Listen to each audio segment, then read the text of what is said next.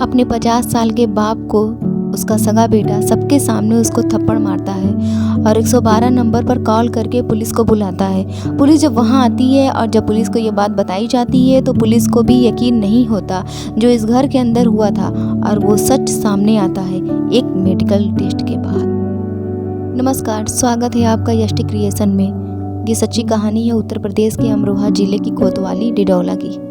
एक 6 लोगों का परिवार है, 2 भाई, 2 बहन और माँ बाप।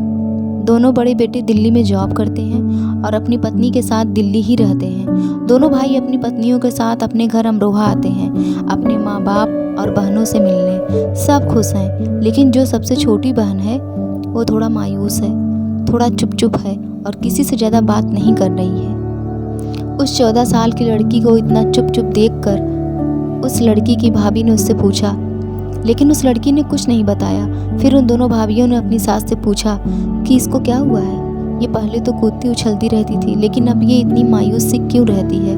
और उस लड़की की माँ भी पूछती है, लेकिन वो लड़की किसी को कुछ नहीं बताती। सब ऐसे ही चल रहा था। एक दिन उस लड़की के बड़े भाई की नज़र उस लड़की के पेट पर पड़ी। उस 14 साल की लड़की का पेट सामान्य से थोड़ा बड़ा दिख रहा था, तो उसके बड़े भाई ने अपनी माँ से जाकर पूछा कि माँ, छोटी का पेट कुछ फूला फूला सा क्यों दिख रहा है। और अपनी माँ से बोला कि माँ, कुछ तो बात है। माँ ने एक बार फिर अपनी बच्ची से पूछा कि बेटा क्या बात है, और उस बच्ची को दुलार कर पुचकार कर उसको सीने से लगा कर पूछा तो वो बच्ची अपनी माँ से बोलती है कि माँ, मुझे बहुत दर्द हो रहा है, और ये बोल कर फूट फूट कर रोने लगती है। बेटी को रोता देख उसकी माँ ने अपने बड़े बेटे के साथ उस 14 साल की बच्ची को हॉस्पिटल ले जाने को बोला। उस बच्ची का भाई उसको हॉस्पिटल ले गया। हॉस्पिटल में एक महिला डॉक्टर ने जब उसका मेडिकल टेस्ट किया तो पाया कि वो बच्ची 3 महीने की गर्भवती है। और ये बात जानने के बाद उस बच्ची के भाई और माँ के पैरों तले ज़मीन खिसक जाती है। और घर आने के बाद उस बच्ची से उसकी माँ और बड़े भाई ने पूछा कि ये सब किसने किया, क्या हुआ। और जब उस बच्ची पर दबाव बनाया गया तो उस बच्ची ने जो बताया, उस बात को सुनकर किसी को भी यकीन नहीं हुआ।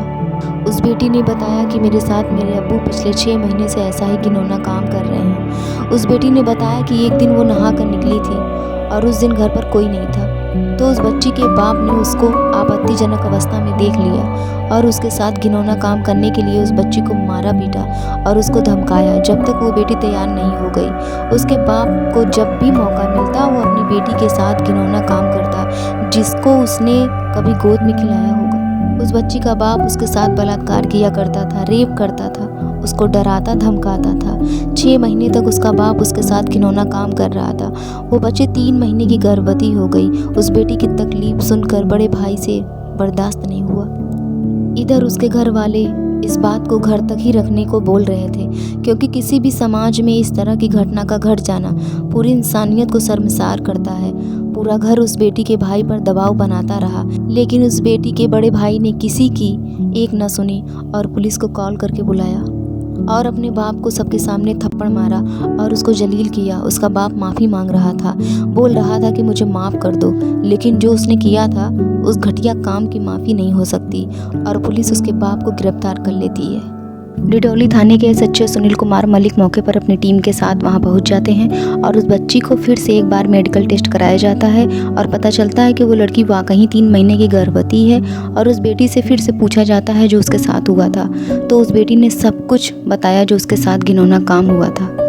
उस लड़की के बाप के खिलाफ FIR दर्ज कराई जाती है और उस लड़की की काउंसलिंग कराई जाती है ताकि उसके मन में जो डर और दहशत है वो ख़त्म हो जाए। क्योंकि जब उसके अब्बू घर पर आते थे तो वो लड़की उनकी आहट से डरने लगती थी, घबराने लगती थी। आखिरकार पुलिस ने उस बेटी के बाप को गिरफ्तार किया और उसके बाप ने पुलिस के सामने कबूला कि उसने अपनी बेटी के साथ इतना घिनौना काम किया करता था। पुलिस ऐसी घटिया मानसिकता जैसे लोगों के खिलाफ सख्त कदम उठाए और उनको कड़ी से कड़ी सज़ा मिले। इस कहानी को सुनाने का मकसद सिर्फ आपको सतर्क करने का है। अगर आप ऐसी ही कई सच्ची घटनाओं के बारे में जानना चाहते हैं तो प्लीज़ मेरे चैनल को सब्सक्राइब करें, लाइक करें और शेयर करें। जय हिंद।